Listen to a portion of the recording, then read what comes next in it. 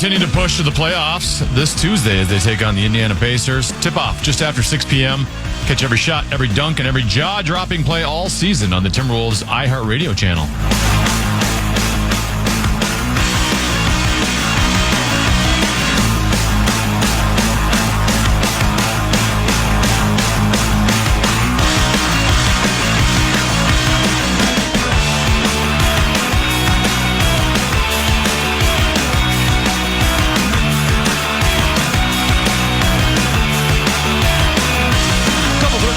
Pastime common. He's 10 of B, hour number 1 in the books. It's a March Madness Monday, Championship Monday here on the Fan. More on that later, but right now it's time for 5, 3, 4. Time now for 5 questions. Well, actually 3, but 5 sounds like more than 4. Brought to you by Willow River Company. Question number 1. Time now for an in-depth look at the state of hockey.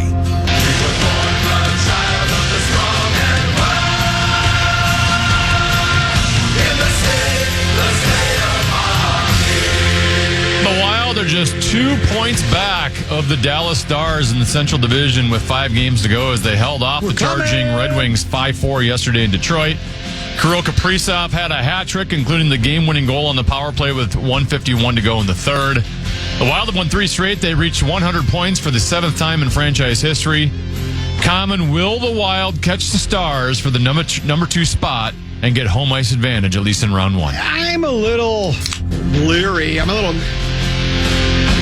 little shell-shocked a little bit about predicting.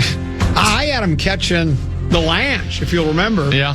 And I have to think, even for just a moment, and even if it was a fleeting moment, after they beat Colorado in that first game, after the All-Star break, or the Olympic break, that maybe you were even thinking, maybe Common's right. No, not even for a split second. I mean, because it looked good the way we played that game. I don't know. I'm excited. I make no bones about it. Hockey's not my favorite sport. I don't mind hockey. I love playing boot hockey back in the day.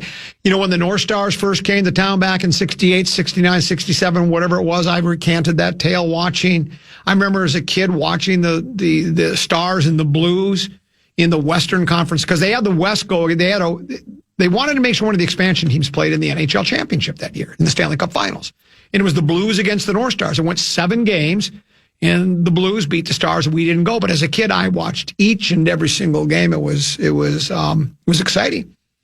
And the last time the Wild were in the playoffs was that Brizgavilov, or were even there last year? When was the last time? Brizgavilov is a long time ago. That was a long time ago? Yeah. They were in the playoffs last year. Oh, they were. Oh, that's right. But we went one and done again, right? Well, they've been one and done for a while. Yeah. And I've never felt. There's even the most Ducky and Bunny of Wild fans. I don't think have ever led me to believe that this is the year. You know, we're on even footing with the best teams in the league, best teams in the conference. We can get there. This year it feels different. It does because of the way that the season has transpired. I know we had this little rocky place, but I think maybe you were right. You had your place established. You weren't going to go too far up, too far down. Want to stay healthy. Want to be rested a little bit. So maybe we're not tanking, but we're just not that interested in stacking up wins and points because they're really not needed at this point in time. And so I'm sort of starting to feel like I was earlier about the team that why not us? Why not now? This is probably our best chance ever. I guess going back to the days when who was the defensive guru guy, Lemaire? Because that team was all right, weren't they? Weren't they pretty good? Well, 2003 is the only time they've been in the Western Conference Finals. There you go. So, but yeah, so I like it. I think I'm actually going to watch playoff hockey this year. I am. Huh? Well, but if, I'm quick on and off the bandwagon. Sure. Like if all of a sudden we go to Dallas, we lose game 1, lose game 2, I could be off the bandwagon. You're only going to watch because Deuce is going to have it on and you'll be like, well, what else am I going to watch? Wait. Give yourself a brilliant, would you? Because that's exactly what it is. Thank you. I was trying to make it sound like I cared. I do kind Question number 2. It's now time to take an in-depth look at the welfare of the Wolves.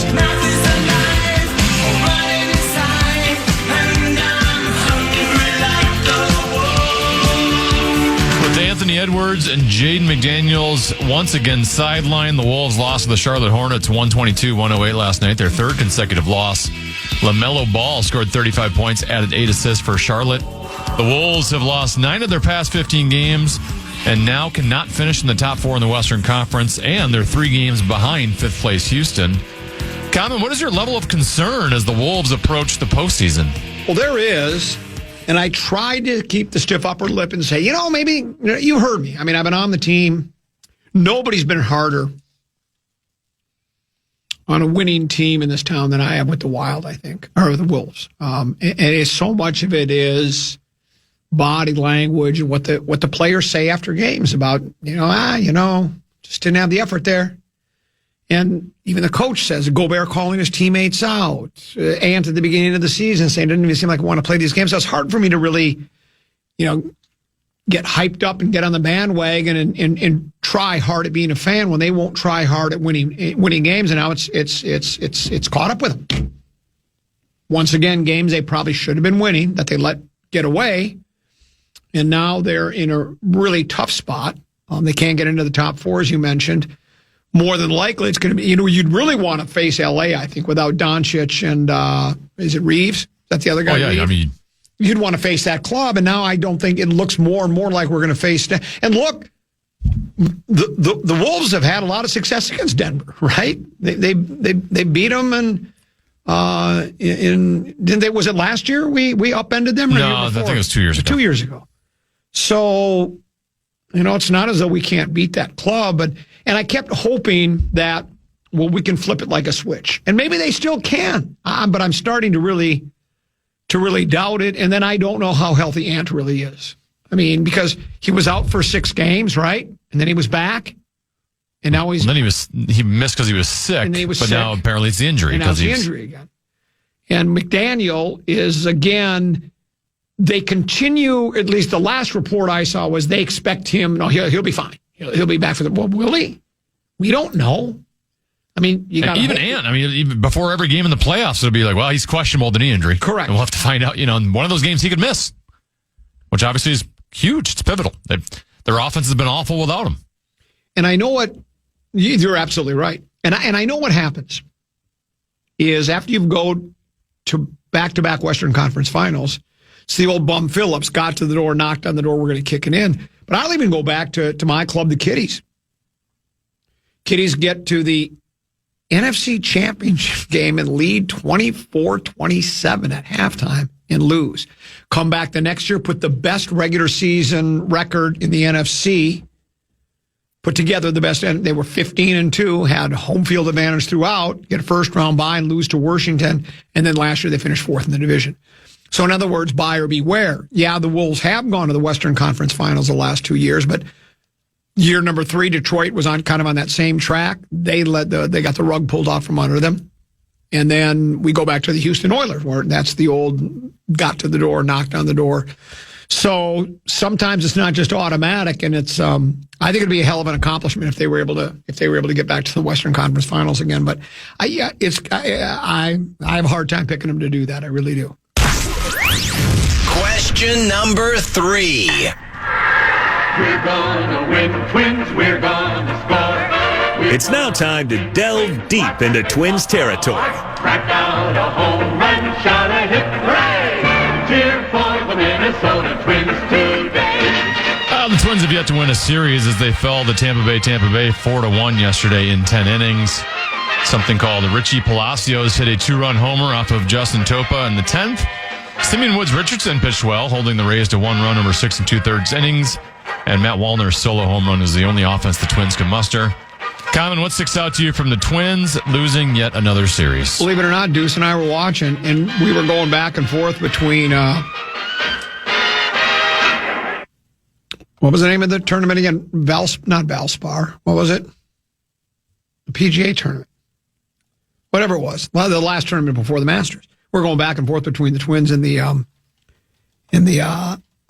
Valero, called the Valero. Yeah, Valero. It's going between Valero and the Twins. And Wallner came up again. With the game 1-1, it was I think it was 8th or 9th inning. We're thinking, what if Wallner, he gives the Twins their first run? Yeah, it must have been the 8th because it was before we got into extra innings. So maybe it was 9th inning. He had an opportunity to hit it over the fence and win it with 2 home runs. It didn't work out that way. And as soon as Topa went in, it was just, they put Ghost Runner in. And the first guy Topa faced, it's a home run, just like that in game, set, match. The bullpen, I looked at some stats and I saved them. We're going to take a look at some of those here sometime between now and 3. Believe it or not, the bullpen's not the worst bullpen in baseball. It's their offense is dead last in batting average. Dead last. They're just they can't hit. They really can't pitch much. Fielding isn't real good either. And no. Those were 2 really bad games on Saturday and Sunday. And it's you're 3-6. I don't know what you're on pace for, but I really find it. It's you've seen the roster, Tim. You know what they have. It's hard to believe that this team is going to be much better than they are now. I would say losing 6 out of every 9 kind of seems with it. And look, the schedule now it's Detroit, right? We have Detroit for 3 or 4, and the Tigers are the best team in the division, at least on paper. So yeah, it was awful ugly yesterday for the Twins, and it was on Saturday as well. I was amused by yesterday. They were kind of honoring Byron Buxton for 10 years of service time. Yeah. Like in other sports, it happens in hockey all the time. They honor you for 1,000 games played. Apparently with Buxton, we can't do games played because of all the injuries. we honor him for 10 years of service time. Let me give you, can you give yourself a rim shot? And then give yourself a negatrometer, too, would you? Byron was healthy all of last year, and he's been healthy this year. He's finally become the player we wanted him to be. You are correct, me boy. Let's take a break, come back. We'll talk more Wild Wolves and a couple of other items as well. Common Man program on the Fan. And that's it for today's edition of 5 questions. Well, actually 3 questions, but 5 sounds like more than 4. KFAN. KFAN welcomes some great shows to Grand Casino Arena in the next year, including Lionel Richie and Earth, Wind, and Fire on June 24th. Tickets are on sale now. Get the complete details on all of our upcoming shows on the concert page at KFAN.com. Keyword calendar. So I'm watching some Valero yesterday. Last PGA tournament before the Masters. Most of the big names, particularly players that have won the Masters before or are expected to contend, they take this week. Man, some have taken a couple of weeks off. And did you see Scotty Scheffler's a new father again? I saw that. What I want to know, Tenneby, is do you think they had a C-section so that he would be ready for the game? That's what, you asked. If they were smart, that's what they would do. You asked Boomer Esiason, that's what he would have done because that's how you make your money, by playing golf. I'm watching the tournament with Deuce and baby brother Peter, and it was fun. It went down to the wire, and Sponzi wins it. It was a weather delayed action. As a matter of fact, I think almost every day they had rain. I don't know if it was day 1, but day 2 they had a delay, and then they had to finish round 2 on Saturday. Then they had to complete. Many of the players had to complete the 3rd round before playing the 4th round on Sunday. And so they were playing in threesomes as well. And Sponzi won. J.J. Spahn, who won last year's U.S. Open at Oakmont, won the Valero. That's the 2nd time he's won the Valero. He's now won 3 times on tour, twice at the Valero, and now, and of course, at the U.S. Open. And he had finished so early, he had 2 hours to kill. So he was just kind of hanging around. He didn't hit balls the entire 2 hours. As a matter of fact, he didn't go to the range to hit balls until the last group was coming up 18. And every player fell by the wayside. They all there was 3 or 4 guys that needed birdie on the final hole. Nobody could make a birdie. Tend to be, it's an uphill par 5 with a creek. Do you say creek or crick? I'm a creek guy. Okay, I'll do creek as well. You could just say a brook. That would make it easier. But it sort of splits the fairway when you get up near the green. So there's 2 fairways. Tough green to get to. playing into an 18-mile-an-hour wind, they had a stat that they were showing. It was already, I think, pure yardage, 608-yard par 5. The wind was blowing so hard, they had it like at 732 par 5. So no one was getting home in 2. And then the McIntyre guy from, isn't he from Scotland? I think he's from Scotland. He hit his over. He tried to go after a 3-wood as hard as he could, and he just hooked it right because he's a lefty. He hooks it right. He's over and trampled down mud, knocks it on the green, doesn't make the putt. So Sponzi wins. But the guy I was actually there was a couple of guys I'm pulling for, and I'm not against Sponzi. I like Sponzi a lot. I like him. I just like his attitude. Good player, like his attitude. I like the way he almost won. If you remember, he lost in a playoff to McIlroy at the Players last year. And then it was a few weeks, and then he went and won the U.S. Open. So he had a really good year last year. He finished runner-up in the. Remember, he overcooked it and hit it right over the green on 17. They had to do a playoff the next day, if you'll remember. It was like a 3-hole playoff, I think it was. And anyway, there was Putnam. I can't remember his first name. It's not Pat, but there's a Putnam guy. And then there was another guy, Wallace, I think. And I don't think either one of those players I know Putnam for sure had not qualified for the for Augusta. So for them, it's really important. I mean, for Sponzi, he wants to win and get the winner's paycheck and add to his collection, but he's going to the Masters no matter. He's got a 5-year exemption. At least, that's at least, if you ever look at the playing field, they'll have numbers. There are different ways to qualify. Some guys have 3 or 4 numbers from 5. They're on the money list. They won at the Masters before. They won a U.S. Open in the last 5 years, an Open Championship in the last 5 years, the PGA, whatever the case may be. So they're in no matter what. The other guys, they have to win that event, and that's what they're thinking. Yeah, sure, they want to win for the paycheck, but they're just thinking, I just want to have a tee time next week. I just want to go to the scorer's tent, sign my card, win the tournament on Sunday afternoon, and know that I'm going to get on the plane and I'm going to go to Augusta. Whereas before you're thinking, I'm just going to go home, and it's you live a good life, but you just got to go work on your game for a week. There's no alternate PGA Tour event this week. It's the Masters, and that's it. And how good would it be, Tim? You're Putnam. Let's say you win the event. But all of a sudden, you get the call from Augusta, or maybe a telegram, if they still do telegrams. By the way, you're in. You're on a midnight train to Georgia. Yeah, you're in. And now you got to say, well, no, I got to go book a flight. How excited! It's sometimes travel is a hassle, right? Especially now with the way, with the TSA, and we're short of air traffic controllers and such. There's no hassle when you're booking a flight for Augusta.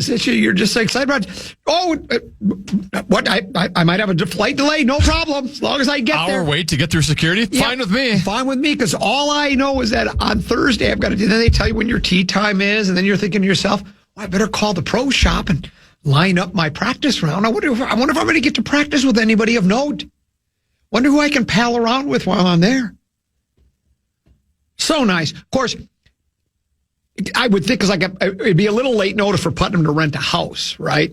Because all the players who are players, right? The big names, they've all rented houses in Augusta. Think about that. If you have a really nice home near Augusta National, every year you're renting it out for who knows how much. Yeah, we'll give it to you for $20,000 for the week.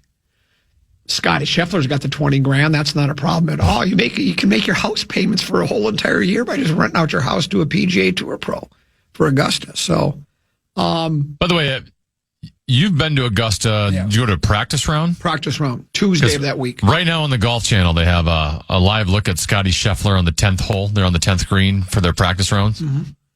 How long do these practice rounds take? Because he's just standing on the 10th green, like doing a bunch of different putts from different spaces on the green.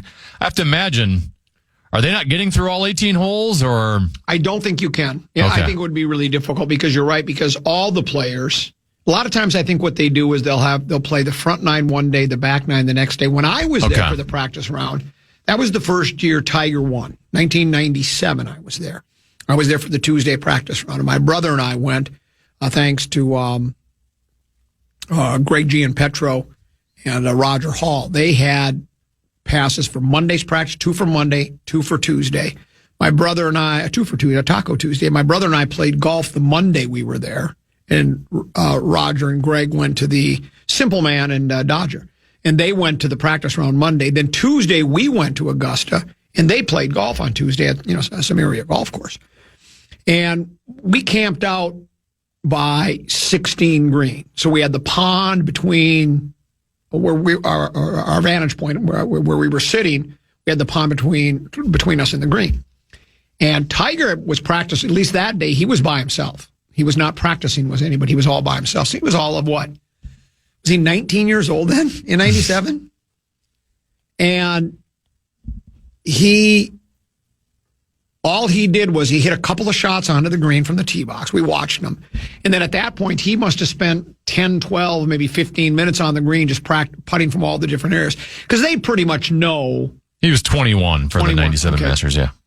So they pretty much know where the pin play. We've all watched enough. You know where the pin placements are going to be, right? On 16. You know where they're going to be on for the most part. Yeah. They're kind of in the same place they are, in the general vicinity, Thursday, Friday, Saturday, and Sunday, and they just practice to get used to hitting into that area and stuff like that. So, yeah, they do because they're just practicing. They're just hitting different little shots and going to the collection areas and seeing how it works, especially if you're if you're new to it, that's your first time there.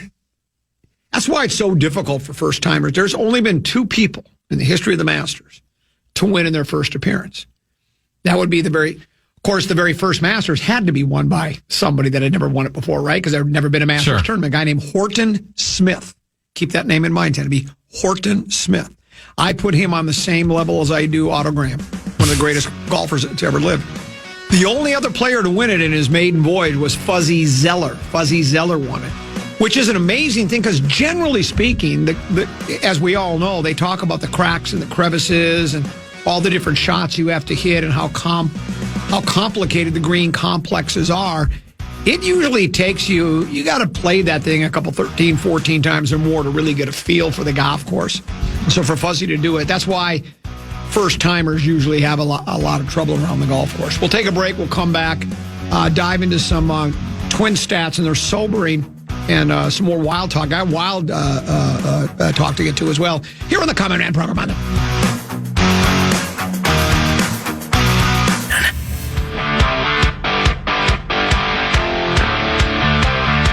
Don't miss Willie Nelson at the Outlaw Music Festival, August 19th at the Mystic Lake Amphitheater with the Avett Brothers, Lucas Nelson, Sierra Hull, and more.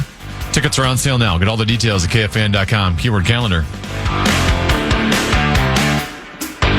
When I went to Augusta back in 97, I'll never forget when Ernie Els just glared at me. I told you that story a couple 13, 14 times. We're up around the putting green watching Tiger practice putt. It's 10, 12, 15 deep. I mean, this is when he was we won his first green jacket, so it's early in his career, right? So everybody's fascinated with him, maybe even more so then than they are now. He won't be there, by the way, this year, tend to be. As a matter of fact, if Putnam had won and needed a place to stay, he probably could have just rented the place Tiger had rented until he couldn't make it. But anyway, Ernie comes walking up from 18. He's at his practice round. My brother and I turn around because we're heading back the other way now. And Ernie's like from you to me away. That's what we've decided is about 15 feet, 20 feet maybe at the most. And I look at Ernie and I go, "Hey, Ernie, good luck this week." And he just stares at me like he just had like this scowl on his face.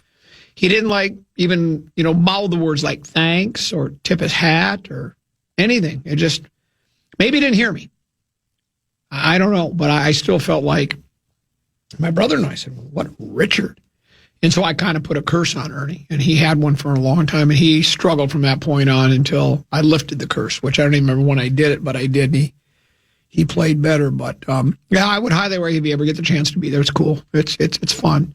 And like I told you before, Tim, there's my brother and I got there and decided we'd already planned out where we wanted to watch. From where we're just going to sit and relax and have a cheese and pimento sandwich, right? So we as soon as we got in the gates, went over to 16. We had bought these chairs to sit on, not great big huge lawn chairs. They have these little miniature. I can't even describe them, but they're chairs for sitting on the ground to while you're watching the golf tournament, right? So we buy those, set them down right in the very front of as close to the pond as you can get, basically front row, right? Then we decided we wanted to walk the golf course 1 through 18 just to see what it was really like. And so that took, I don't know, a good hour and a half or whatever. We didn't. It wasn't like we were playing around in golf. I don't remember how long it took. But anyways, we walked, go back to where we put our stuff. There's now hundreds of people surrounding that pond, and there's our 2 spots are still there with our stuff. Nobody's moved it. We just sat down in our place. So in other words, did anyone glare at you like, no, they put their... No, because it reminds me of when you, like, first thing in the morning at like a all-inclusive resort, correct, when people go down and put their towels on the beach. Nobody glared. I think everybody understands that's because here's the thing. Everybody's happy at Augusta. Everybody that's there is happy. And I think everybody has that same opportunity. So nobody did. And I think it's, I guess I haven't really given it a lot of thought. Maybe what I did was I broke every courtesy and consideration that you're supposed to have. But nobody said anything. They didn't seem to care. I mean, because they easily could have just pushed your stuff to the side too, right? Said, sorry, you're not here. I want to sit down here and just, move it over to the side. But nobody did, so it was really cool. So we did enjoy it. Twins tend to be, they lose 2 out of 3 over the weekend. They're now, they've yet to win a series. They've taken 1 game in each series. They opened with Baltimore, took game 2 against the O's. Kansas City, was that also game 2 or maybe it was 3? I don't recall. I think we've won the second game in all of them, haven't we? Is that what it is? Yeah, maybe that's what it's been. And then we won. No, not this last one. We won Friday night. Oh, we won we won the power outage game. So I went to one of those. I think it's an ESPN site. MLB pitching stats for 2026, and I was. The Twins are. This is not good. 4.3, but they're 19th, tend to be, in ERA across the league right now.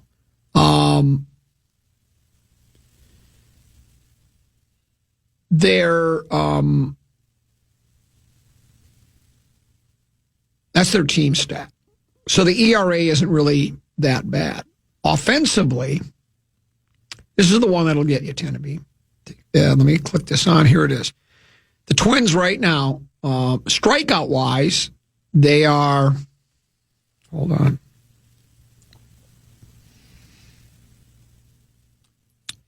They've struck out 91 times, Tennessee, which puts them in 1, 2, 3, 4, 5. Well, they have them listed in 22nd because I guess it's a negative, but they've got them in 22nd place. 91 times they've struck out.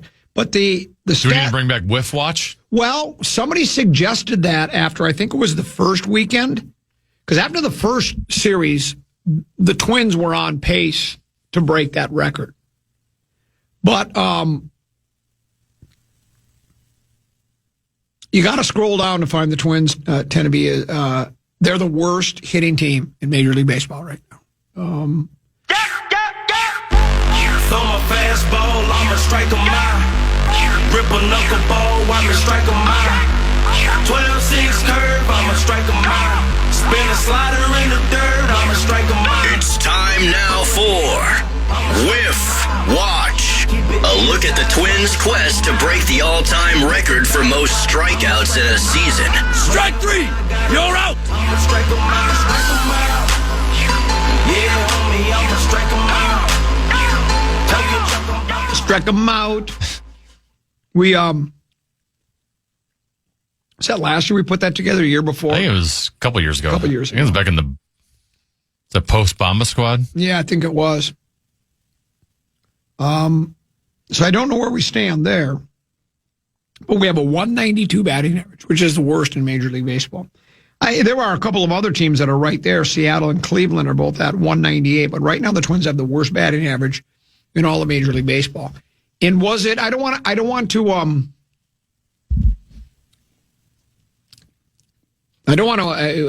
put this very awful statistic to the wrong player, but was it Wallner who he had a home run in the Sunday game? I think yesterday, yeah. But was it the Friday or the Saturday game where he struck out 5 times? I'm almost certain that was it. 5 strikeouts in one game. That's not seeing the ball very well. And that's not going to bode well for the team in general, and specifically for the player if you're striking out that often. But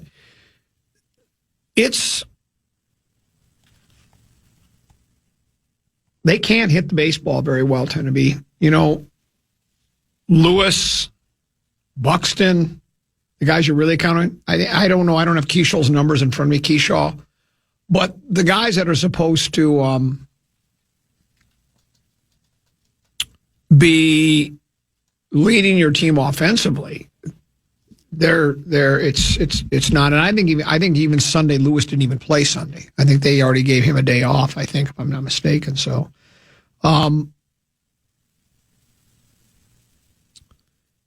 it's going to be Buxton's batting 133. Yeah. Lewis is batting 167. Keishaw's batting 222.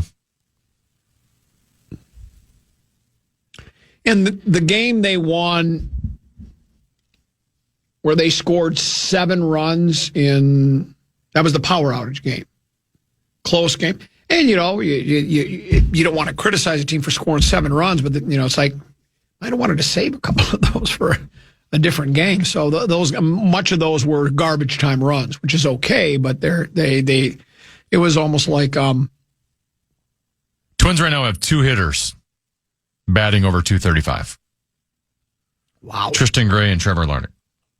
And the Gray kid's an interesting. He hit a grand slam in the power outage game. And if I have his story correct, he's barely played any Major League Baseball. And he's been around baseball for like 10 years, where he's played a few games here, a handful of games there, been kind of a minor league guy.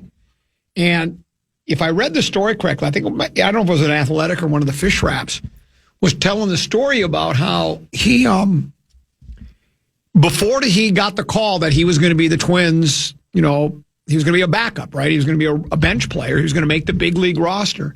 He had the conversation with his wife. He said, well, maybe it's time to give it up. Because you do get to that point, like 10B, I'm sure you've had that conversation with your wife about, it's probably, you've been the interim for all this time. You got the bridge producer. Maybe it's time to give it up, right? Maybe it's time to move on. And that's what the Gray, and then all of a sudden he's with the Twins and he hits a grand slam. Now, I'm not necessarily saying that's his ticket to Canton, or that he's going to, now he's going to be an all-star, but great story for a guy who's stick-to-itiveness, where he just kept grinding and grinding, living that dream, tend to be, and look at where it got him. Got him on a big league roster. So, and he's probably the best hitter on the team right now. What's he hitting on the year? Tristan. 286. He's the best player. He's had 14 at-bats, 4 hits and 14 at-bats. Yeah. He's the best player on the team right now for us. So,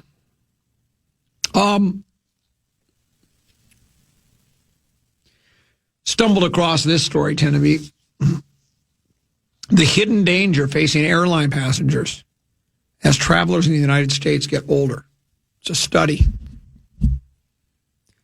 A new study has revealed that the increase in seniors taking to the skies could potentially risk the safety of other passengers on board, sparking concerns over whether airlines can continue to meet the required 90-second emergency evacuation mandate.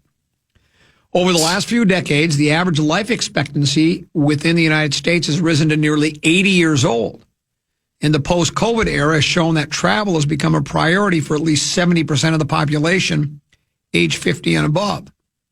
With the surge in older travelers flocking on board, scientists have suggested that elderly travelers should be spread across a plane's seating chart for the safety of everyone on board. In the unlikely event of an emergency, the Federal Aviation Administration requires an aircraft to evacuate within 90 seconds, but experts fear that the growing number of elderly passengers could drastically slow this process down. A group of international researchers recently simulated 27 different evacuation scenarios in the event of a dual-engine fire on an Airbus A320, the most common narrow-body aircraft in the world. The team compared 3 different cabin layouts with different ratios and distributions of passengers aged 60 and above and published their findings in AIP Advances, a peer-reviewed journal of the American Institute of Physics. While a dual-engine fire emergency is rare on commercial airlines, study co-author Chen-Yang Zhang, Ph.D. at the University of Calgary, warned that, quote, history has shown that dual-engine failures and emergencies, such as the famous Miracle on the Hudson, remember Sully? Miracle on the Hudson? Yes. Sullenberg says, can happen and lead to severe consequences. The results showed that where an elderly person sits on the plane, as well as the amount of elderly people on board, had the most dramatic impact on evacuation time. The fastest option for evacuation, which took a whopping 141 seconds to evacuate all passengers, was a layout of 152 passengers with 2 rows of first-class seats at the front and 30 elderly passengers seated throughout the cabin. Concerningly, even though this was the fastest option to come out of the study, it is still much longer than the mandated 90-second 90-second evacuation by the FAA. So the study said when elderly passengers are unevenly distributed and concentrated in certain areas of the aircraft, their reduced mobility may lead to localized congestion and obstruct the movement of other evacuees. The study also warned that in addition to mobility and cognitive limitations, other factors impaired vision or hearing, difficulties following signage or interpreting auditory alarms. Is that my phone ringing, or was that an alarm that the plane's on fire? And a higher susceptibility to panic or injury. How about I panic today about my eyesight? See, I'm in this group. Yeah. It's not like I'm making fun of. I can make fun of old people because I'm one of those people. A higher susceptibility to panic or injury during high-pressure moments can all delay the timely and safe evacuation of aircraft. A study revealed, quote, elderly passengers introduce specific challenges in emergency evacuations due to slower reaction times, reduced physical mobility, and a higher likelihood of requiring assistance. One of the suggestions brought forward by the research team was to offer additional safety briefings to elderly passengers to help streamline the deboarding process in the unlikely event of emergency. I would say it would be better like in a pet crate and put them down below, including me, now, if you think the service on coach is bad, you'll have to howl for an hour before they change your water dish. But Rosen's about to go, and you've seen how slow he moves. He's got that. Oh, yeah. He's got that limp. Yeah, he's got that limp. Even though he's in better shape now than he was at the age of 45. Well, then think about this. Let's say he's got a window. Let's say he's got a middle seat, and you're on the window seat under his right in the planes. How long is it going to take him to extricate himself from that middle seat, get past that next seat, and then get it? You're done. You're done. So well, the worst too is he sees someone on the flight that he knows as a celebrity, and he wants to take a selfie on the way out. Yeah. And then, of course, if you're PA, people will recognize you, and you'll look at them and say, "I saw that you recognized me." And I'm sure you'd like to take a selfie with me. But I guess I hadn't thought about that today. Older people, it started like with COVID, but older people are traveling more. And I still like to think of myself as fairly spry. But like, for instance, baby brother Peter and I, it's either 2 or 3 years ago now. He came back for the holidays. We decided to go watch Eastridge at Cretin-Durham Hall, right? Go to a game as a Thursday night game or something. Let's go to the game. Check out the old crew. A couple of kids that he played with are still in the club, right? So we park out on the street because it's hard to find parking on campus, and so we get to a place where everybody's just kind of hopping a fence, right? It's like one of those chain link. Yeah. It's about what maybe just under the shoulder, under your armpits. Let's just say, Timothy, there was a time where I could have just ran up to that, put my hands on it, and threw my legs over the top. Take 1 second. Yeah, 1 second. Pete was going, "You sure you're going to make it?" Because it was a struggle, I'll admit. I mean, look, I hate that one. You always, as you get older, you like to fight the I don't have limitations. I don't need any help. It don't happen with my dad. My dad didn't want to go to the old folks. Yeah. We don't need that. Well, no, you do. No, we don't. Well, no, you do. And despite that, he refused to do it right to the very end, right? But getting over that fence, I thought I was going to kill myself because, you know, it was winter. It's dark.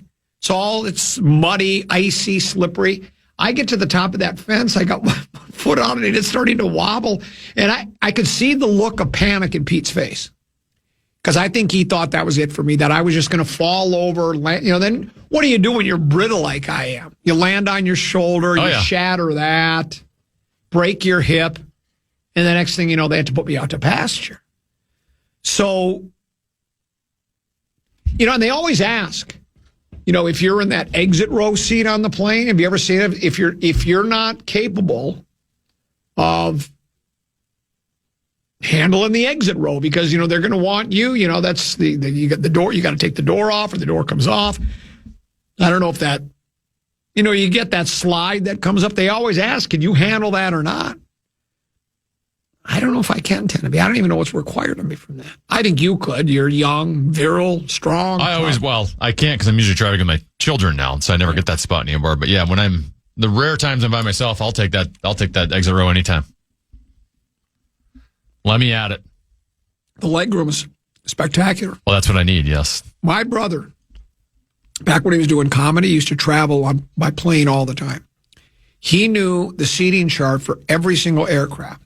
727, 37, 47, Airbus, whatever it was. So he knew which seat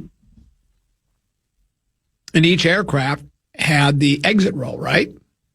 So he would just automatically request that seat. So he always got that seat because he knew. I don't know if they allow you when you call an airline now to ask what kind of aircraft you're on. I don't think they'll tell you. It doesn't say, like, when you're on the app? Maybe it does on the app. Oh, yeah. Yeah, maybe you're doing the seating chart on the app? I don't know. Yeah, I guess you probably can. Sometimes those are a little deceiving, though. It says exit row, and it's not really an exit row. That is correct. Yeah. But anyway, nevertheless. Tenneby, I'm going to ask you a question as we go to break. Yeah. And I'll allow you to answer it afterwards.